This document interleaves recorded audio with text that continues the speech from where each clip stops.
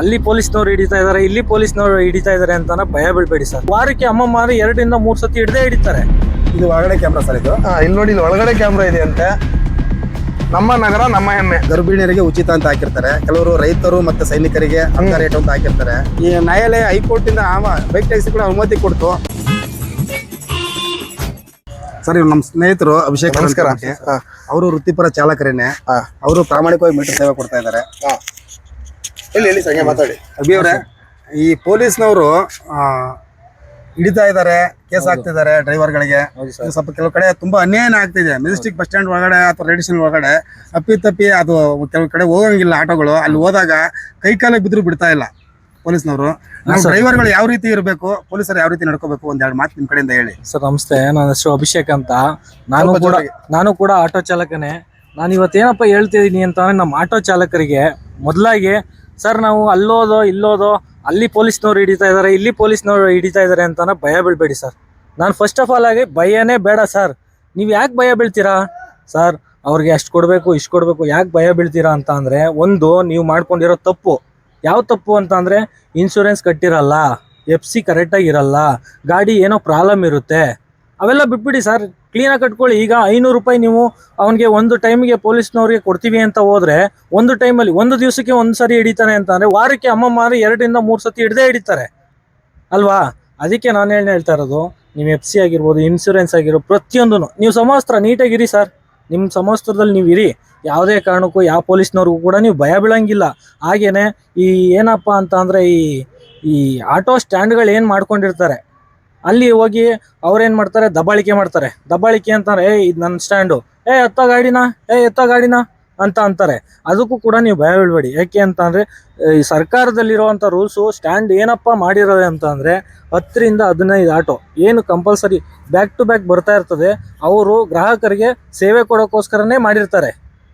ನೀವು ಯಾವುದೇ ಕಾರಣಕ್ಕೂ ಯೋಚನೆ ಮಾಡೋಂಗಿಲ್ಲ. ಅವ್ರು ಕೇಳಿದ್ರೆ, ಸರ್ ನಾನೇನು ಮಾಡ್ತಾ ಇಲ್ವಲ್ಲ ಸರ್, ಏನು ಬೇರೆ ಏನಾದರೂ ಮಾಡ್ತಾ ಇದ್ದೀನಾ? ಬರ್ತಾರೆ ಸರ್, ಆ ಆಟೋ ಗ್ರಾಹಕರು ಬರ್ತಾರೆ, ಕರ್ಕೊಂಡು ಹೋಗ್ತಾ ಇದ್ದೀನಿ ಅಷ್ಟೇ, ನಾನು ಇನ್ನೇನು ಮಾಡ್ತಾ ಇಲ್ವಲ್ಲ. ಸಂಚಾರ ನಿಯಮ ನೀವು ಕರೆಕ್ಟಾಗಿ ಪಾಲನೆ ಮಾಡ್ಕೊಂಡು ಹೋದ್ರೆ ಯಾವುದೇ ಕಾರಣಕ್ಕೂ ಏನೂ ಆಗಲ್ಲ. ಹಾಗೆ ನಾನು ಒಂದು ಹೇಳ್ತಾ ಇದ್ದೀನಿ, ನೀವು ಆ್ಯಪ್ಗಳಲ್ಲಿ ಬುಕ್ ಮಾಡ್ಕೊಂಡಿರೋದನ್ನೇ ನಾವು ಓಡಿಸ್ಬೇಕು ಅಂತ ಏನಿಲ್ಲ ಸರ್. ಗಾಡೀಲಿ ಯಾರಾದ್ರೂ ರಸ್ತೆಯಲ್ಲಿ ಯಾರಾದರೂ ಹೋಗ್ತಾ ಇದ್ರು ನೀವೇ ಕೇಳಿ ಸರ್. ಈಗ ಅವ್ರು ಕೇಳೋಕೆ ಜೋಜ್ಗಾದ್ರೂ ನೀವೇ ಕೇಳಿ, ಸರ್ ಎಲ್ಲಿಗೆ ಸರ್ ಅಂತ. ಅವರು ಮುಖಭಂಗ ಮಾಡ್ಕೋತಾರೆ. ಯಾಕೆ ಅಂತ ಅಂದರೆ, ಅವ್ನು ಎಷ್ಟು ಕೇಳ್ಬಿಡ್ತಾನೆ ಏನು ಅಂತ. ನೀವು ಫಸ್ಟೇ ಹೋಗ್ಬಿಡಿ ಸರ್ ನಾನು ಒಬ್ಬ ಚಾಲಕ ಸರ್, ಬನ್ನಿ ಸರ್, ಆಯಿತು ಆಟೋ ಬನ್ನಿ ಸರ್, ಎಲ್ಲಿಗೆ ಸರ್, ಹಿಂಗೆ ಸರ್, ಎಲ್ಲಿ ಹೋಗ್ಬೇಕಾ? ಹೌದಾ ಸರ್, ಬನ್ನಿ ಸರ್, ನೀವು ಬಂದ್ಬಿಟ್ಟು ಬನ್ನಿ ಕುತ್ಕೊಳ್ಳಿ ಅಂತ ಅನ್ನಿ. ಅವರು ಏನಂತಾರೆ, ಎಷ್ಟಪ್ಪ ಅಂತಾರೆ. ಅದು ಅವ್ರು ಕೇಳಬೇಕಂಗೆ ಇಲ್ಲ ಆ ಚಾಲಕರು. ಯಾವುದೇ ಕಾರಣಕ್ಕೂ ಸರಿ ಇದೇನು ಗ್ರಾಹಕರು ಎಷ್ಟಪ್ಪ ಅಂತ ಕೇಳೋ ಹಾಗೆ ಇಲ್ಲ, ರೂಲ್ಸೇ ಇಲ್ಲ. ಬಟ್ ಆದ್ರೂ ಏನಪ್ಪ ಅಂತಂದರೆ, ನಮ್ಮ ಸಾರ್ವಜನಿಕರೇ ಅನ್ಕೊಂಡ್ಬಿಟ್ಟವ್ರೆ, ಏನೋ ಎಷ್ಟೋ ಕೇಳ್ತವ್ರೆ ಅಂತ. ಅದೊಂದು ತಪ್ಪಬೇಕು. ನಾವೇ ಮೀಟ್ರ್ ಹಾಕ್ತೀವಿ ಅಂತ ಅಂದ್ಬಿಟ್ಟು ಒಂದು ಹೇಳ್ಬಿಟ್ರೆ ಯಾವುದೇ ಕಾರಣಕ್ಕೂ ಏನು ತಪ್ಪಾಗಲ್ಲ. ಮೀಟ್ರ್ ಹಾಕ್ಕೊಂಡು ಗಾಡಿ ಓಡಿಸಿ. ಹಾಗೇನೆ ನೀವು ನಿಮ್ಮ ಸಮವಸ್ತ್ರ ಆಗಿರ್ಬೋದು, ನಿಮ್ಮ ಗಾಡಿ ಡಾಕ್ಯುಮೆಂಟ್ಸ್ ಆಗಿರ್ಬೋದು, ಎಲ್ಲನೂ ನೀಟಾಗಿ ಇಟ್ಕೊಳ್ಳಿ. ನಿಮ್ಮ ಸಂಚಾರ ಹೆಂಗಿರ್ಬೇಕು ಅಂತಂದರೆ, ಬೇರೆಯವ್ರಿಗೆ ಇನ್ಸ್ಪೆಕ್ಷನ್ ಆಗಬೇಕು. ಯಾಕೆ ಅಂತಂದರೆ, ಅವ್ರು ಏನು ಮಾಡ್ತಾರೋ ಬೇರೆಯವ್ರು, ನೋಡಪ್ಪ ಅಲ್ಲಿ ಹಂಗೆ ಹೋಗ್ತಾನೆ ಹಿಂಗೆ ಹೋಗ್ತಾನೆ. ಫಸ್ಟಾಗಿ ಗಾಡಿಗಳಲ್ಲಿ ಮೊಬೈಲ್ನ ಯೂಸ್ ಮಾಡೋದನ್ನ ಕಮ್ಮಿ ಮಾಡಿ. ವೀಕ್ಷಕರೇ, ನೀವು ನಮ್ಮ ಶಾಂತ ಸರ್ದು ಆಟೋ ನೋಡ್ಲೇಬೇಕು. ಎಷ್ಟು ಅದ್ಭುತವಾಗಿ ಮಾಡ್ಕೊಂಡವ್ರೆ ಆಟೋನ ಅಂತಂದ್ರೆ, ನಾನು ಎಲ್ಲ ಗೊತ್ತು ಪಾಪ, ಕೆಲವ್ರಿಗೆ ಬರ್ತಾನೆ ಇರುತ್ತೆ, ಎಲ್ಲರೂ ಈ ಥರನೇ ಮಾಡ್ಕೊಳಕ್ಕಾಗಲ್ಲ. ಸರ್ರಂಗ್ ಅಂತ ಹೇಳಿ ನಾನು ಶ್ರೀಮಂತರು ಅಂತ ಹೇಳ್ತಾ ಇಲ್ಲ, ಬಟ್ ಅವ್ರ ಆಟೋನ ಗ್ರಾಹಕರು ಬಂದು ಕೂತ್ಕೊಂಡಾಗ ಅದೊಂದು ಮನೆ ಥರ ಅನಿಸ್ಬೇಕು, ಆ ಫೀಲ್ ಇದೆ. ಬನ್ನಿ ತೋರಿಸ್ತೀನಿ ಎಷ್ಟು ಸಖತ್ತಾಗಿ ಮಾಡಿಸ್ಕೊಂಡವ್ರೆ ಅಂತ. ನೋಡಿ ಸರ್, ನೀವೇ ಎಕ್ಸ್ಪ್ಲೇನ್ ಮಾಡ್ಬಿಡಿ ಆಟೋ ಹೆಂಗಿದೆ, ನಿಮ್ದು ಏನೇನ್ ಮಾಡ್ಕೊಂಡಿದ್ರ. ಇಷ್ಟೆಲ್ಲ ಮಾಡೋದ ಕಾರಣ ಏನೋ ಇದು ಮಾಡಿಲ್ಲ ಸರ್. ನಾನು ಸಾಲ ಮಾಡಿ ಮಾಡ್ತಿದ್ದೀನಿ. ಯಾಕಪ್ಪ ಅಂದ್ರೆ, ಅಲ್ಲಿ ಬರ್ತಕ್ಕಂಥ ಕಸ್ಟಮರ್ 100 ಸಮಸ್ಯೆಗಳು ಇರ್ತವೆ. ಕುತ್ಕೊಂಡಾಗ ಒಂದು 5 ನಿಮಿಷ 10 ನಿಮಿಷ ಎಷ್ಟೊತ್ತಿರ್ತಾರೋ ಗೊತ್ತಿಲ್ಲ. ಸ್ವಲ್ಪ ನೆಮ್ಮದಿಯಾಗಿ ಕುತ್ಕೊಂಡು ಖುಷಿ ಪಟ್ಟು ಚೆನ್ನಾಗಿದೆಯಪ್ಪ ಅಂತ ಹೇಳ್ಬಿಟ್ಟು ಅಷ್ಟೇ ಸಾಕು ಸರ್, ಬೇರೆ ಏನಿಲ್ಲ. ಇಲ್ಲಿ ನೋಡಿ, ಡಿಸ್ಪ್ಲೇ ಇದೆ. ಡಿಸ್ಪ್ಲೇ ಕೂಡ ಅಶ್ವಮೇಧ ಚಾಲಕರ ಸೇನೆ ರಿಜಿಸ್ಟರ್ಡ್ ಆಗಿರೋದು. ಬಾಸ್ ಅಪ್ಪು ಇದಾರೆ, ಈ ಕಡೆ ಶಂಕರಣ್ಣ.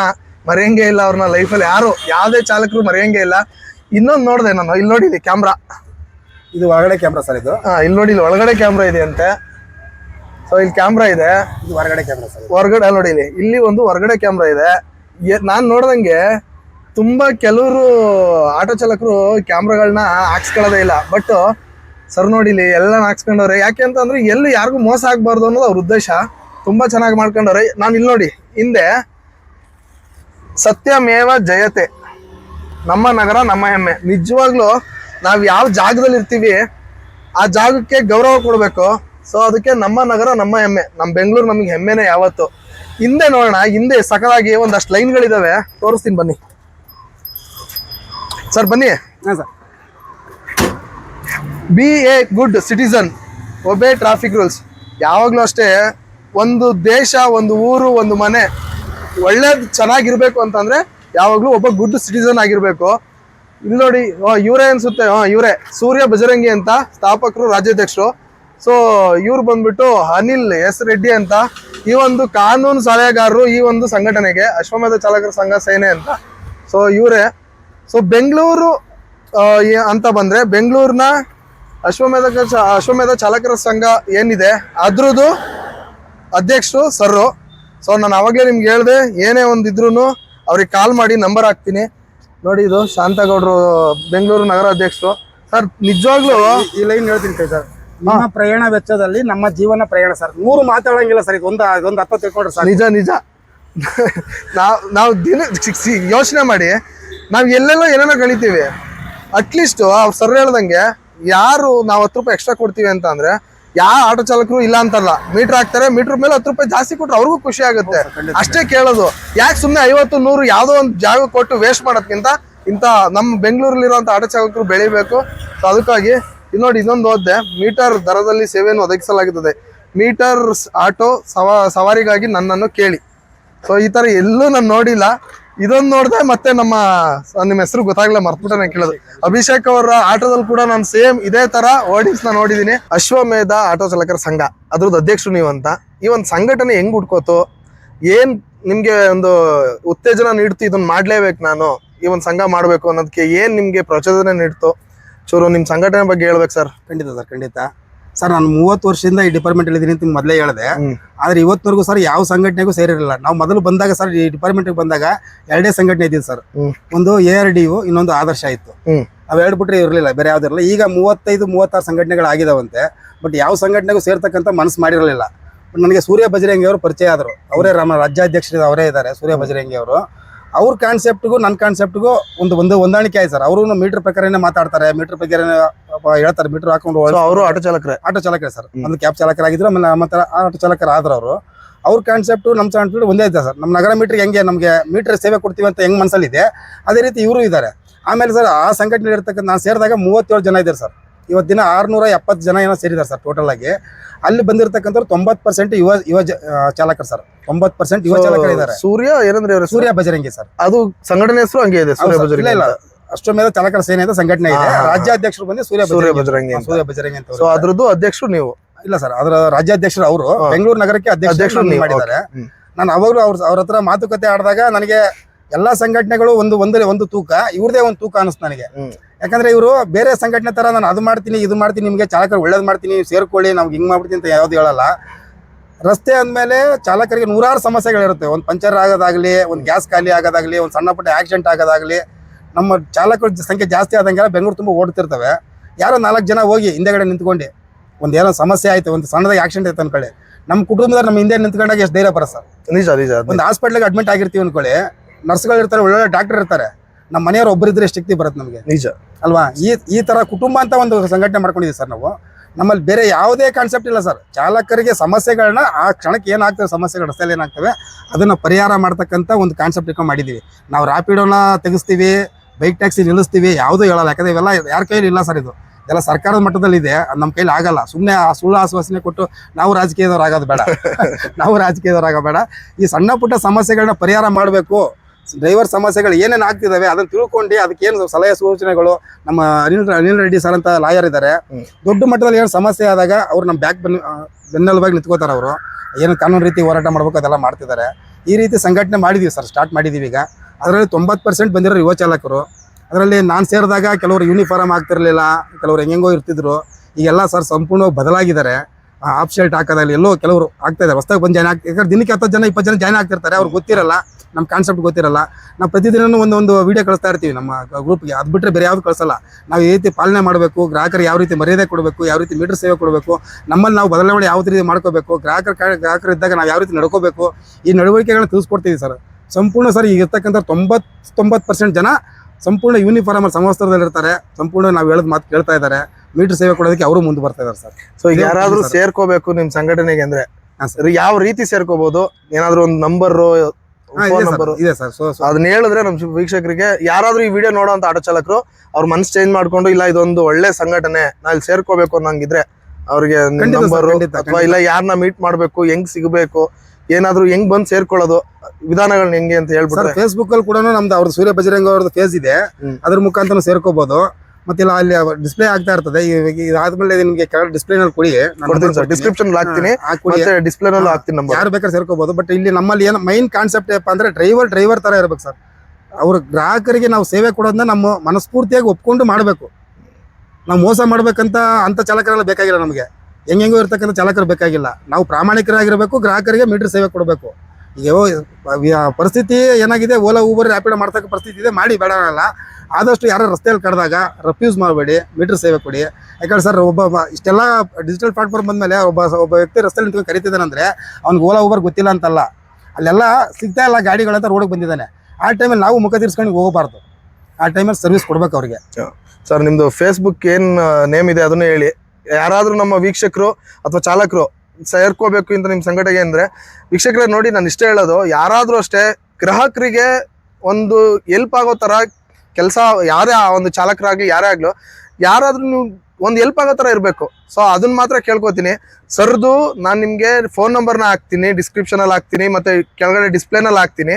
ಸೊ ನಿಮ್ಗೆ ಯಾರಿಗಾದ್ರೂ ಈ ಸಂಘಟನೆಗೆ ಅಶ್ವಮೇಧ ಚಾಲಕರ ಸಂಘ, ಯಾವುದೋ ಒಂದು ನಮ್ಮ ಆಟೋ ಚಾಲಕರ ಸಂಘ, ಟ್ಯಾಕ್ಸಿ ಚಾಲಕರ ಸಂಘ ಇದೆಯಲ್ಲ, ಅದಕ್ಕೆ ಸೇರ್ಕೋಬೇಕು ಅಂತ ಅನ್ಸಿದ್ರೆ ಸರ್ದು ನಂಬರ್ ಹಾಕ್ತೀನಿ, ಅವ್ರಿಗೆ ಕಾಲ್ ಮಾಡಿ. ಅವ್ರದ್ದು ಪೇಜ್ ಇದೆ, ಫೇಸ್ಬುಕ್ ಪೇಜ್ ಇದೆ.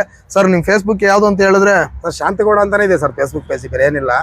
ನಾನು ಬೇರೆ ಯಾವ ಹೆಸರಿಕ್ಕಿಲ್ಲ, ನನ್ನ ಹೆಸರಲ್ಲಿ ಮಾಡ್ಕೊಂಡಿದ್ದೀನಿ. ಬಟ್ ಸರ್ ನನಗೂ ಕೂಡ ಕೆಲವು ಕಮೆಂಟ್ಗಳು ತಪ್ಪಾಗಿ ಬರ್ತಿದ್ವು ಸರ್. ಆಮೇಲೆ ನನ್ನ ವಿಡಿಯೋಗಳು ನೋಡ್ತಾನೆ ಅವರೇ ಬದಲಾವಣೆ ಆಗಿದೆ ಸರ್. ನನಗನ್ಸುತ್ತೆ 100-200 ಜನ ಬದಲಾವಣೆ ಆಗಿ ಸರ್ ನಾನು ಮೀಟರ್ ಸೇವೆ ಕೊಡ್ತೀನಿ ಅಂತ ಕಮೆಂಟ್ ಮಾಡ್ತಾರಲ್ಲ, ಅದಕ್ಕಿಂತ ಖುಷಿ ಆಗುತ್ತೆ. ನಾನು ಕೂಡ ಈ ವಿಡಿಯೋ ಮಾಡಕ್ ಕಾರಣ ಅವ್ರದ್ದು ಒಂದು ಫೇಸ್ಬುಕ್ ಚಾನಲ್, ಯಾವ್ದೊಂದು ಫೇಸ್ಬುಕ್ ಪೇಜ್ ಇದೆ. ಈ ಪೇಜ್ ನೋಡಿನೇ ನಾನು ಒಂದಷ್ಟು ಜನನ್ನ ಮುಂಚೆ ಮಾತಾಡ್ಸಿದ್ದೆ. ಅವ್ರ ಹೆಸರುಗಳೆಲ್ಲ ಹೇಳೋದು ಬೇಡ, ಡಿಮ್ಯಾಂಡ್ಗಳು ಜಾಸ್ತಿ ಮಾಡೋರು. ಬಟ್ ನಾನು ಯಾವಾಗ ಸರ್ರಿಗೆ ಫೋನ್ ಮಾಡಿ, ಸರ್ ಹಿಂಗೆ ನಿಮ್ದು ನೋಡಿದೀನಿ, ನನಗೆ ಇಷ್ಟ ಆಗಿದೆ, ಒಂದು ಇಂಟರ್ವ್ಯೂ ಮಾಡಬೇಕು ಅಂತ ಅಂದಾಗ, ಸರ್ ಬನ್ನಿ ನೀವು ಫಸ್ಟ್ ಮಾಡೋಣ ಅಂತ ಕರೆದಿದ್ದೆ ಸರ್. ಬೇರೆಯವರೆಲ್ಲ ಬೇರೆ ತರ ಕೇಳಿದ್ರು, ಅದ್ರ ಬಗ್ಗೆ ಮಾತಾಡೋದೇ ಬೇಡ ಈಗ. ಸೊ ಅವರ ಪೇಜ್ಗೆ ಹೋಗಿ ಒಂದ್ಸತಿ ನೀವು ಅವರ ವಿಡಿಯೋಗಳನ್ನ ನೋಡಿ, ನಿಮ್ಗೆ ಅನ್ಸುತ್ತೆ ಅಟ್ಲೀಸ್ಟ್ ಎಲ್ಲ ಆಗಲ್ಲ ಚೇಂಜಸ್, 10 ಜನ ಚೇಂಜ್ ಆದ್ರೆ, ನಿಮ್ಮಿಂದ 10 ಜನ ಚೇಂಜ್ ಆದ್ರೆ ಜಗತ್ತು, ದೇಶ, ಪ್ರಪಂಚ ಏನಿದೆ ಚೇಂಜ್ ಆಗುತ್ತೆ ಅನ್ನೋದು ನನ್ನ ಒಂದು ಭಾವನೆ. ಸೊ ಅದ್ರ ಬಗ್ಗೆ ನೀವೇನ್ ಹೇಳ್ತೀರಾ ಸರ್? ಅದೇ ಸರ್, ಈಗ ನೋಡಿ ಸರ್, ಈಗ ನಾವು ಕಾನ್ಸೆಪ್ಟೇ ಮರ್ತೋಗ್ಬಿಟ್ಟಿದೆ, ಮೀಟರ್ ಕಾನ್ಸೆಪ್ಟೇ ಮರ್ತೋಗಿದೆ ಈ ಕಂಪ್ನಿಗಳು ಬಂದಮೇಲೆ. ಓಲಾ ಊಬರ್ ಬಂದಮೇಲೆ ಗ್ರಾಹಕರು ಮರ್ತೋಗಿದ್ದಾರೆ, ಚಾಲಕರು ಮರ್ತೋಗಿದ್ದಾರೆ. ನಾನು ಇದರ ಒಂದು ಏನಂತಾರೆ, ಅದಕ್ಕೆ ಒಂದು ಕಿಡಿ ಹಚ್ಚಿದ್ದೀನಿ, ಮೀಟ್ರ್ ಅಂತ ಕಿಡಿ ಹಚ್ಚಿದ್ದೀನಿ. ಇದನ್ನು ನೀವು ನನ್ನ ಪೇಜ್ ಫಾಲೋ ಮಾಡ್ತೀರಾ ಇನ್ನೊಂದು ಮಾಡ್ತೀರಾ ಗೊತ್ತಿಲ್ಲ, ನೀವು 4 ಜನಕ್ಕೆ ಮೀಟರ್ ಸೇವೆ ಕೊಟ್ಟು ನೋಡಿ. ಅವ್ರ ಕಸ್ಟಮರ್ ಖುಷಿಯಿಂದ 10 ರೂಪಾಯಿ ಎಕ್ಸ್ಟ್ರಾ ಕೊಡ್ತಾರಲ್ಲ, ಅದು ನೀವು 100 ರೂಪಾಯಿ 200 ರೂಪಾಯಿ ಕೇಳಿರ್ತೀರಲ್ಲ, ಅದಕ್ಕಿಂತ ದೊಡ್ಡದೇನಲ್ಲ ಅದು. ಅವ್ರು ಖುಷಿಯಿಂದ ಕೊಟ್ಟಾಗ ಖುಷಿ. ನಾವು ಸರ್ 100 ರೂಪಾಯಿ ಕೇಳ್ತೀನಿ ಅನ್ಕೊಳ್ಳಿ, ಒಂದು 50 ರೂಪಾಯಿ ಜಾಕಿ 100 ರೂಪಾಯಿ ಕೇಳ್ತೀನಿ ಅನ್ಕೊಳ್ಳಿ, ಕಸ್ಟಮರ್ ಸಡನ್ಲಿ ಒಪ್ಕೊಂಡ್ಬಿಟ್ರು, ಆಯ್ತು ನಡಿಯಪ್ಪ ಅಂತಾರೆ 100 ರೂಪಾಯಿ. ಅವಾಗ ನನ್ನ ಮೈಂಡಲ್ಲಿ ತಾಟ ಓಡುತ್ತೆ, 150 ಕೇಳಿ ಕೊಡ್ತಿದ್ನೇನೋ, 200 ಕೇಳಿ ಕೊಡ್ತಿದ್ನೇನೋ ಅಂತ ಅನ್ಸುತ್ತೆ. ಅದೇ ನಾವು ಪ್ರಾಮಾಣಿಕವಾಗಿ ಮೀಟರ್ ಸೇವೆ ಕೊಟ್ಟಾಗ ಅವ್ರು 10 ರೂಪಾಯಿ ಎಕ್ಸ್ಟ್ರಾ ಕೊಡಲಿ, ನಮ್ಗೊಂದು ಕೊಟ್ರಪ್ಪ ಖುಷಿಗೆ, ಒಂದು ಒಳ್ಳೆ ಮಾತಾಡಿದ್ರು, ಬೆನ್ನು ತಟ್ಟಿದ್ರು, ಇದಕ್ಕಿಂತ ದೊಡ್ಡದು ಯಾವುದೂ ಇಲ್ಲ ಸರ್ ಸಮಾಜದಲ್ಲಿ, ಯಾವುದೂ ಇಲ್ಲ ನಾನು ತಿಳಿದ ಮಟ್ಟಿಗೆ. ಇದನ್ನ ಪ್ರತಿಯೊಬ್ಬರು ಅರ್ಥ ಮಾಡ್ಕೊಳ್ಳಿ, ಪ್ರತಿಯೊಬ್ಬರು ಮೀಟರ್ ಸೇವೆ ಕೊಡಿ ಅಂತ ಕೇಳ್ತೀನಿ ಸರ್. ಅಷ್ಟೇನಿಲ್ಲ ಸರ್. ಇನ್ನೊಂದು ನಾನು ಕೇಳಲೇಬೇಕು, ಕೆಲವೊಂದು ಆಟೋಗಳಿಂದ ನಾನು ಓದಿದ್ದೀನಿ, ಗರ್ಭಿಣಿ ಅಂದ್ರೆ ಯಾರಿಗೆ ಅಂಥವ್ರಿಗೆ ನಾನ್ ನೋಡ್ದಂಗೆ ಸುಮಾರು ಜನ ಅಂಥವ್ರನ್ನ ಹೇಳ್ಸೋದು ನೋಡಿದೀನಿ ಕಮೆಂಟ್ಗಳಲ್ಲಿ, ಇವ್ನು ಶೋಕಿಗೆ ಹಾಕೊಂಡವನೆ. ಸೊ ಅದ್ರ ಬಗ್ಗೆ ನೀವ್ ಏನ್ ಹೇಳ್ತೀರಾ ಸರ್? ಯಾಕೆಂತಂದ್ರೆ ಒಂದು ಗರ್ಭಿಣಿ, ಒಂದ್ ಮಗು ಆ ಇರೋ ಟೈಮ್ ಇದೆಯಲ್ಲ, ಅದು ಏನಕ್ಕೂ ಕಂಪೇರ್ ಮಾಡಕ್ಕಾಗಲ್ಲ, ಗೊತ್ತಲ್ವಾ? ಅದೊಂಥರ ದೇವ್ರ ಸಮಾನ ಅದು. ಸೊ ಅದ್ರ ಬಗ್ಗೆ ನಾನೇ ಸುಮಾರು ಕಮೆಂಟ್ಗಳನ್ನ ಓದಿನಿ ಸರ್. ಇವನ್ ನಿಮ್ದ್ರಲ್ಲೂ ಒಂದು 4-5 ಕಮೆಂಟ್ಗಳನ್ನ ಓದ್ದೆ ನಾನು. ಮಾತಾಡಿರೋ ಸುಮಾರು ಜನ ಇದಾರೆ, ಶಾಂತಗೌಡ ಹಂಗೆ ಹಿಂಗೆ ಅಂತೆಲ್ಲ ಮಾತಾಡೋರು ಇದಾರೆ. ಸೊ ಅಂಥವ್ರಿಗೆ ನೀವೇನ್ ಹೇಳ್ತೀರಾ? ಖಂಡಿತ ಸರ್. ನೋಡಿ ಸರ್, ಈಗ ನಾನು ಎಷ್ಟೊಂದು ಆಟೋಗಳ ಮೇಲೆ ನೋಡಿದ್ದೀನಿ, ಗರ್ಭಿಣಿಯರಿಗೆ ಉಚಿತ ಅಂತ ಹಾಕಿರ್ತಾರೆ, ಕೆಲವರು ರೈತರು ಮತ್ತೆ ಸೈನಿಕರಿಗೆ ಅರ್ಧ ರೇಟ್ ಅಂತ ಹಾಕಿರ್ತಾರೆ ಸರ್. ಅವರು ಅಷ್ಟು ಹಾಕಿದಾರೆ ಅಂದ್ರೆ ಇವ್ರು ಏನು ದೊಡ್ಡ ಸಾವುಕಾರ ಅಲ್ಲ ಸರ್. ಹೌದು, ಏನೋ ನಮ್ಮ ಅಳಿಲು ಸೇವೆ ಕೊಡೋಣ ಅವ್ರಿಗೆ ಅಂತಂದ್ರೆ ಸರ್, ಒಂದು ಗರ್ಭಿಣಿಗೆ ಉಚಿತ ಅಂತಂದಾಗ ಒಂದು ಮಗುಗೆ ಹೊಸ ಮಗು ಜನ್ಮ ಕೊಡ್ತಾ ಇದ್ದಾರೆ, ಆ ತಾಯಿಗೆ ಒಂದು ಸೇವೆ ಕೊಟ್ರೆ ನಾವು ಒಂದು ಜೀವಕ್ಕೆ ಪೂರ್ತಿ ಸೇವೆ ಕೊಟ್ಟಂಗೆ ಸರ್. ಅದು ನಿಜ ಅಲ್ವಾ? ಹೊಸದಾಗಿ ಭೂಮಿ ಬರ್ತಕ್ಕಂಥ ಒಂದು ಜೀವಕ್ಕೆ ನಾವು ಒಂದು ಸೇವೆ ಕೊಟ್ಟಂಗೆ ಸರ್. ಎಲ್ಲೆಲ್ಲೋ ಖಾಲಿ ಹೋಗ್ತೀವಿ, ಏನೇನೋ ಮಾಡ್ತಿರ್ತೀವಿ. ಈ ಕೆಟ್ಟ ಕಮೆಂಟ್ಗಳು ಮಾಡ್ಬಿಟ್ಟು ಅವ್ರನ್ನ ಮನಸ್ಥಿತಿನ ಇದು ಮಾಡಬೇಡಿ ಸರ್ ದಯವಿಟ್ಟು. ಅಂತ ಮಾಡೋರಿಗೆ ನಿಮ್ಮ ಕೈಲಿ ಆದರೆ ಒಂದು 4 ಒಳ್ಳೆ ಮಾತಿಂದ ಪ್ರೋತ್ಸಾಹ ಮಾಡಿ, ಇಲ್ಲ ಅದನ್ನ ಇಗ್ನೋರ್ ಮಾಡಿ ಮುಂದಕ್ಕೆ ತಳ್ಳಿ. ಇಷ್ಟು ಮಾತ್ರ ಹೇಳ್ಬೋದು ಸರ್. ಯಾಕಂದರೆ ಸಮಾಜ ಅಂದಮೇಲೆ ಒಳ್ಳೆಯವರು ಇರ್ತಾರೆ, ಕೆಟ್ಟದ್ದು ಇರ್ತಾರೆ. ಕೆಟ್ಟದಕ್ಕೆ ಪ್ರೋತ್ಸಾಹ ಕೊಡ್ತಕ್ಕಂಥ ಕಾಲ ಜಾಸ್ತಿ ಆಗ್ಬಿಟ್ಟಿದೆ ಈಗ, ಒಳ್ಳೆಯದಕ್ಕೆ ಪ್ರೋತ್ಸಾಹ ಕೊಡ್ತಕ್ಕಂಥ ಕಾಲ ಕಮ್ಮಿ ಆಗಿದೆ. ಇದು ಬದಲಾವಣೆ ಆಗ್ಬೇಕು ಸರ್, ಅಷ್ಟೇ ಬದಲಾವಣೆ ಆಗಬೇಕು. ಜನರ ಮನಸ್ಥಿತಿ ಏನಿದೆಯಲ್ಲ ಸರ್, ಎಲ್ಲ ಒಳ್ಳೆ ವಿಷಯದಲ್ಲಿ ಕೂಡ ಕೆಟ್ಟದೇ ಹುಡುಕ್ತಾರೆ ಸರ್. ಒಳ್ಳೆ ವಿಷಯದಲ್ಲಿ ಏನಿದೆ ಅದು ಒಳ್ಳೇದು ಒಳ್ಳೆ ಥರ ನೋಡಲ್ಲ, ಕೆಟ್ಟದ್ದು ಅದ್ರಲ್ಲಿ ಯಾರು ಕೆಟ್ಟದಿದೆ ಅಂತ ಅದನ್ನೇ ಹುಡುಕ್ತಾರೆ. ಆ ಕೆಟ್ಟದ ಹುಡುಕೋದು ಬಿಟ್ಟುಬಿಟ್ಟು ಅದ್ರಲ್ಲಿ ಒಳ್ಳೆ ಥರನ ಅಪ್ರಿಸಿಯೇಟ್ ಮಾಡಿ ಸರ್, ಅಷ್ಟೇ. ಸರ್ ಕೊನೆಯದಾಗಿ ಏನಾದರೂ ಹೇಳ್ಬೇಕು ಅಂತ ಅನ್ಸಿದ್ರೆ, ನಿಮ್ಮ ಮನಸ್ಸಿಂದ ಏನಾದರೂ ಹೇಳ್ಬೇಕು ಅನ್ಸಿದ್ರೆ, ಚಾಲಕರಿಗಾಗಲಿ ಇಲ್ಲ ಗ್ರಾಹಕರಿಗಾಗಲಿ ಇಲ್ಲ ಸರ್ಕಾರಕ್ಕಾಗಲಿ ಇಲ್ಲ ಕೆಲವೊಂದು ಆ್ಯಪ್ಗಳು ಓಡ್ತಾ ಇದೆ ಅವರಿಗಾಗಲಿ ಏನಾದರೂ ಕೊನೆಯದಾಗಿ ಹೇಳ್ಬೇಕು ಅಂತಂದರೆ ನಿಮ್ಮ ಒಂದು ಮನಸ್ಸಿನ ಮಾತನ್ನ ಹೇಳ್ಬೋದು ಸರ್. ಸರ್ ಮೊದಲನೇದಾಗಿ ನಾನು ನಮ್ಮ ಚಾಲಕರಿಗೆ ಹೇಳ್ತೀನಿ, ನೋಡಿ ನೀವು ಈ ವೃತ್ತಿನಲ್ಲಿ ಶೋಕಿಗೋಸ್ಕರ ಯಾರೂ ಬಂದಿರಲ್ಲ. ನಮ್ಮದೇ ಆದ ಕಮಿಟ್ಮೆಂಟ್ಗಳಿರ್ತವೆ, ನಮ್ಮದೇ ಆದ ಸಂಸಾರ ಇರುತ್ತೆ, ಅದು ನಡೆಸ್ಬೇಕಂತ ಹೇಳ್ಬಿಟ್ಟು ನಾವೇ ಈ ವೃತ್ತಿಗೆ ಬಂದಿದ್ದೀವಿ. ಇಲ್ಲಿ ನೀವು ಸ್ವಲ್ಪನಾದರೂ ಪ್ರಾಮಾಣಿಕತೆಯಿಂದ ಗ್ರಾಹಕರಿಗೆ ಮೀಟ್ರ್ ಸೇವೆ ಕೊಡೋದನ್ನ ಅಭ್ಯಾಸ ಮಾಡ್ಕೊಳ್ಳಿ. ಇವತ್ತು ದಿನ ಗ್ರಾಹಕರು ಚಾಲಕರ ಬಗ್ಗೆ ಎಷ್ಟು ಕೆಟ್ಟ ಅಭಿಪ್ರಾಯಗಳಿಂದ ನಾನು ಸ್ಪೆಷಲಾಗಿ ಹೇಳೋದು ಬೇಕಾಗಿಲ್ಲ, ನಿಮಗೆ ಗೊತ್ತಿದೆ ಯಾವ ರೀತಿ ನಡ್ಕೋತಾ ಇದೆ ಸಮಾಜ, ಯಾವ ರೀತಿ ಗ್ರಾಹಕರು ಹೇಳ್ತಾ ಇದ್ದಾರೆ, ಡ್ರೈವರ್ಗಳಂದ್ರೆ ಯಾವ ರೀತಿ ನಮ್ಮನ್ನು ನಡೆಸ್ಕೋತಾ ಇದ್ದಾರೆ ನಿಮ್ಗೆ ಗೊತ್ತಿದೆ. ಅವ್ರು ಯಾರೋ ಮಾಡಿದ್ರು, ಇವ್ರು ಯಾರೋ ಈಗ ಮಾಡಿದ್ರು ಅದು ಬೇಡ. ಮೊದಲು ನಾವು ಬದಲಾಗೋಣ, ನಾವು ಬದಲಾಗಿ ಸಮಾಜಕ್ಕೆ ಒಂದು ಒಳ್ಳೆಯ ಸಂದೇಶ ಕೊಡೋಣ, ನಾವು ಮೀಟ್ರ್ ಸೇವೆ ಕೊಡೋಣ, ಆಟೋಮೆಟಿಕ್ಕಾಗಿ ಪ್ರತಿಯೊಂದು ಬದಲಾಗುತ್ತೆ. ಹಾಗೆ ಸರ್ಕಾರಕ್ಕೂ ಕೇಳ್ತೀನಿ ಸರ್ ನಾನು, ಈ ಕಂಪ್ನಿಗಳು ಮಾಡೋ ಹುನ್ನಾರ ನೀವೆಲ್ಲ ನೋಡ್ತಾ ಇದ್ದೀರಾ, ಇಷ್ಟೆಲ್ಲ ಮಾಡ್ತಾ ಇದೆ. ಈ ನ್ಯಾಯಾಲಯ ಹೈಕೋರ್ಟಿಂದ ಬೈಕ್ ಟ್ಯಾಕ್ಸಿ ಕೂಡ ಅನುಮತಿ ಕೊಡ್ತು. ಒಂದು ಸರಿಯಾದ ನಿರ್ಧಾರ ತಗೊಳ್ಳಿ. ನಿಮ್ಮ ಕಡೆಯಿಂದನೇ ಸರ್, ಗೌರ್ಮೆಂಟ್ ಸರ್ಕಾರಕ್ಕೆ ನಿಮ್ಮ ಕಡೆಯಿಂದ ಒಂದು ಆ್ಯಪ್ ಮಾಡಿಕೊಡಿ, ಮೀಟ್ರ್ ಸೇವೆ ಕೊಡ್ತಕ್ಕಂಥ ಒಂದು ಆ್ಯಪ್ ರೆಡಿ ಮಾಡಿಕೊಡಿ. ನಮಗೆ ಬೇರೆ ಏನು ಬೇಡ. ಈ ಅಪ್ಲಿಕೇಶನ್ಗಳಿದೆ ಸರ್, ಅವ್ರಿಗೂ ಹೇಳ್ತೀನಿ ಒಂದು ಮಾತು, ದಯವಿಟ್ಟು ಸರ್ ನೀವು ಬಂಡವಾಳ ಹಾಕಿದ್ದೀರಾ, ಬಂಡವಾಳ ತೆಗಿಬೇಕಂತ ಉದ್ದೇಶದಿಂದನೇ ಬಂಡವಾಳ ಹಾಕಿರ್ತಾರೆ. ಆ ಬಂಡವಾಳ ಹಾಕೋದ್ರಲ್ಲೂ ಪ್ರಾಮಾಣಿಕತೆ ಇರಲಿ ಸರ್. ನಮ್ಗೆ ಗ್ರಾಹಕರಿಗೂ ಮೋಸ ಮಾಡಬೇಡಿ, ಚಾಲಕರಿಗೂ ಮೋಸ ಮಾಡಬೇಡಿ, ಯಾರಿಗೂ ಹೊಟ್ಟೆ ಉರಿಸ್ಬೇಡಿ. ದಯವಿಟ್ಟು ಆದಷ್ಟು ನ್ಯಾಯಯುತವಾಗಿ ಸರ್ಕಾರ ನಿಯಮ ಅಂತ ಏನು ರೇಟ್ ಇದೆ ಆ ರೇಟ್ನ ತೊಗೊಳೋದಕ್ಕೆ ನೀವು ಪ್ರಿಪ್ರೇಷನ್ ಕೊಡಿ. ಗ್ರಾಹಕರಿಗೂ ಮೋಸ ಆಗಬಾರ್ದು ಸರ್. ಎಲ್ಲರೂ ಶಕ್ತಿವಂತರಾಗಿರಲ್ಲ, ನೀವು ಕೊಡೋ ರೇಟ್ ಕೊಡ್ತಕ್ಕಂಥ ಶಕ್ತಿವಂತರಾಗಿರಲ್ಲ. ಏನು ಕೆಲವು ಸಂದರ್ಭದಲ್ಲಿ ಯಾರ್ಯಾರಿಗೂ ಎಷ್ಟೆಷ್ಟು ಅವಶ್ಯಕತೆ ಇರುತ್ತೆ, ಎಮರ್ಜೆನ್ಸಿ ಇರುತ್ತೆ. ಆ ಟೈಮಲ್ಲಿ 100 ರೂಪಾಯಿ ಜಾಕಿ 500 ರೂಪಾಯಿ ತೋರಿಸಿದ್ರೆ ಅವ್ರು ಕೊಡ್ತಕ್ಕಂಥ ಶಕ್ತಿ ಇರಲ್ಲ, ಅವಾಗ ಜೀವ ಹಾನಿಯಾಗೋ ಚಾನ್ಸಸ್ ಇರ್ತವೆ. ಅದ್ರ ಬದಲು ನೀವು ನ್ಯಾಯಯುತವಾಗಿ ಸರ್ಕಾರದ ನಿಯಮದ ಪ್ರಕಾರ ಏನು ರೇಟ್ ಇದೆ ಅದನ್ನು ಕೊಡೋದಕ್ಕೆ ನಿಮ್ಮ ಕಡೆಯಿಂದ ದಯವಿಟ್ಟು ಮಾಡಿ ಅಂತ ಕೇಳ್ಕೊತೀನಿ. ನಮಗೆ ಸರ್ ಯಾರ ಮೇಲೆ ದ್ವೇಷ ಇಲ್ಲ, ಯಾವ ಕಂಪ್ನಿ ಮೇಲೆ ದ್ವೇಷ ಇಲ್ಲ. ನೀವು ಮಾಡ್ತಾರೆ ಅನ್ಯಾಯನ ನಾನು ತೋರಿಸ್ತಾ ಇದ್ದೀನಿ ಸರ್, ಅಷ್ಟೇ, ಇನ್ನೇನಿಲ್ಲ. ಅದು ಬಿಟ್ಟರೆ ನಿಮ್ಮ ಮೇಲೆ ಯಾವ ದ್ವೇಷ ಇಲ್ಲ ಸರ್. ನಾನು ಊಬರು ಮಾಡಿದ್ದೀನಿ, ಓಲಾನೂ ಮಾಡಿದ್ದೀನಿ, ರ್ಯಾಪಿಡೋ ಮಾಡಿದ್ದೀನಿ. ಈಗ ನಗರ ಮೀಟ್ರ್ ಬರೋಕ್ಕಿಂತ ಮುಂಚೆ ಮೀಟ್ರ್ ಹಾಕೊಂಡೇ ಮಾಡಿದ್ದೀನಿ ಸರ್ ನಾನು. ನೀವು ಆ ರೇಟ್ ಕೊಟ್ಟರು ನಾನು ಮಾಡಿಲ್ಲ, ಮೀಟ್ರ್ ಹಾಕೊಂಡೇ ಮಾಡಿದ್ದೀನಿ. ತುಂಬ ಜಾಸ್ತಿ ಕೂಡ ತೊಗೊಂಡಿಲ್ಲ ಸರ್. ನನ್ನಂತ ಎಲ್ಲರೂ ಇರಲ್ಲ. ಬಟ್ ಈ ಆಸೆ ಪಡಿಸಿ ನಮ್ಮ ಚಾಲಕರನ್ನು ಹಾಳು ಮಾಡಬೇಡಿ, ಗ್ರಾಹಕರನ್ನು ಹಾಳು ಮಾಡಬೇಡಿ. ದಯವಿಟ್ಟು ನಿಮ್ಮ ಕೈ ಮುಗಿದು ಕೇಳ್ಕೊತಾ ಇದ್ದೀನಿ. ಇದೊಂದು ನಮ್ಮ ಮನವಿ ಅನ್ಕೊಳ್ಳಿ ನಿಮಗೆ ಸರ್. Thank you. ನಿಮ್ಮ ಇಷ್ಟೊತ್ತು ನಿಮ್ಮ ಈ ಸಮಯ, ಅಮೂಲ್ಯವಾದ ಸಮಯನ ನನಗೆ ಕೊಟ್ಟಿದ್ದಕ್ಕೆ, ಈ ಒಂದು ವಿಡಿಯೋಯಿಂದ ಒಂದಷ್ಟು ಜನಕ್ಕೆ ಹೆಲ್ಪ್ ಆದರೆ ನಮ್ಗೆ ಅಷ್ಟೇ ಖುಷಿ. Sir thank you sir, thank you. ನಿಮ್ಮ ಕೈಲಿ ಆದಷ್ಟು ಇನ್ನೊಂದು ಮಾತು ಹೇಳ್ಬೇಕು ಸರ್ ಹೇಳಿ. ಗ್ರಾಹಕರೇ, ನೀವು ಕೈ ಮುಗಿದು ಕೇಳ್ಕೊತಾ ಇದ್ದೀನಿ ನೋಡಿ. ಓಲಾದಲ್ಲಿ, ಊಬರಲ್ಲಿ, ರ್ಯಾಪಿಡೋದಲ್ಲಿ ಬುಕ್ ಮಾಡ್ತೀರಾ ಅನ್ಕೊಳ್ಳಿ, ಅಲ್ಲಿ ಟಿಪ್ಸ್ ಅಂತ ಮೊದಲೇ ಆಡ್ ಮಾಡ್ತೀರಾ. ಅದೇ ರಸ್ತೆಯಲ್ಲಿ ನಿಂತ್ಕೊಂಡು ಯಾರೋ ಬರೋ ಡ್ರೈವರ್ಗೆ, ನೋಡಪ್ಪ ಇಂಥ ಕಡೆ ಹೋಗ್ಬೇಕು, ಮೀಟ್ರ್ ಹಾಕು, ನಾನೇ 10 ರೂಪಾಯಿ ಎಕ್ಸ್ಟ್ರಾ ಕೊಡ್ತೀನಿ ಅಂತೇಳಿ ಅಲ್ಲಿ ಟಿಪ್ಸ್ ಆ್ಯಡ್ ಮಾಡ್ತೀರಾ. ಇಲ್ಲಿ ಡ್ರೈವರ್ಗಳು ಜಾಸ್ತಿ ಕೇಳ್ತಾರೆ ಅಂತ ಡಿಮ್ಯಾಂಡ್ ಮಾಡ್ತಿದ್ದೀರಾ. ಅದನ್ನು ಸ್ವಲ್ಪ ತಲೆಯನ್ನು ತೆಗೆದಾಕಿ. ಆಮೇಲೆ surcharge, pickup charge, rainy charge ಯಾವೂ ಇರಲ್ಲ. ರೋಡ್ಗೆ ಬಂದು ಆದಷ್ಟು ಒಂದು 4 ಹೆಜ್ಜೆ ಬನ್ನಿ, ವಾಕಿಂಗ್ ಆದಂಗೆ ಆಗುತ್ತೆ. ರೋಡ್ಗೆ ಬಂದು ಕರೀರಿ, ಏನು ಮೀಟ್ರ್ ಹಾಕಿ 10 ರೂಪಾಯಿ 20 ರೂಪಾಯಿ ಎಕ್ಸ್ಟ್ರಾ ಕೊಡ್ತೀವಿ ಅಂತ ನೀವೇ ಹೇಳಿ. ಅದು ಬಿಟ್ಟು ಕಂಪ್ನಿಗಳು ಹೆಂಗೆ ಮೋಸ ಮಾಡ್ತಿದ್ದಾವೆ ಅದೆಲ್ಲ ನಿಮಗೂ ಗೊತ್ತಿದೆ, ಯಾವ್ಯಾವ ರೀತಿ ಯಾವ್ಯಾವ ಚಾರ್ಜ್ ಮಾಡ್ತಿದ್ದಾರೆ ಅಂತ. ಅದೆಲ್ಲ ತೆಗೆದಕ್ಕೆ ನೀವೇ ಬಾಯಿ ತೆಗೆದು 50 ರೂಪಾಯಿ ಎಕ್ಸ್ಟ್ರಾ ಕೊಡ್ತೀವಿ ಅಂತ ಹೇಳಿ ಖುಷಿಯಿಂದ ಬರ್ತಾರೆ ಡ್ರೈವರು. ಇಲ್ಲಿ ಮೋಸ ಆಗ್ತಿದೆ, ಅಲ್ಲಿ ಮೋಸ ಆಗ್ತಾ ಇಲ್ವ ಸರ್, ಅಲ್ಲೂ ಮೋಸ ಮಾಡ್ತಿದ್ದಾರೆ. ಅದನ್ನು ಬಿಟ್ಟು ಆದಷ್ಟು ರೋಡಿಗೆ ಬಂದು ಕರೀರಿ. 10 ಜನದಲ್ಲಿ ಒಬ್ಬರನ್ನೊಬ್ರು ಬಂದೇ ಬರ್ತಾರೆ ಸರ್. ಅಲ್ಲಿ ಬೇಜಾರು ಮಾಡ್ಕೊಳ್ಳಿ ಸರ್. ಯಾವುದೇ ಆ್ಯಪಲ್ಲಿ ಬುಕ್ ಮಾಡಿದ ತಕ್ಷಣ ಇಮಿಡಿಯೇಟ್ ಬುಕ್ಕಿಂಗ್ ಆಗಲ್ಲ, ಅಲ್ಲೂ ಸರ್ಚಿಂಗ್ ಆಗುತ್ತೆ. ಆಮೇಲೆ ಅದು ಆಗಲ್ಲ, ಇನ್ನೊಂದು ಆ್ಯಪಲ್ಲಿ ಬುಕ್ ಮಾಡ್ತೀರಾ ಆಗುತ್ತೆ. ಹಂಗೆ ರಸ್ತೆಯಲ್ಲಿ ಕೂಡ ಡ್ರೈವರ್ಗಳು ಕೆಲವು ಸಮಸ್ಯೆಗಳಿರ್ತವೆ, ಅವರೆಲ್ಲೋ ಹೋಗ್ಬೇಕಾಗಿರುತ್ತೆ, ಯಾವುದೋ ಪಿಕಪ್ ತೊಗೊಂಡಿರ್ತಾರೆ. ಅದನ್ನೆಲ್ಲ ಬೇಜಾರು ಮಾಡ್ಕೊಳ್ದೇನೆ ಒಂದು 10 ನಿಮಿಷ ನಿಂತ್ಕೊಂಡು ಕಾಯಿರಿ ಅಲ್ವಾ.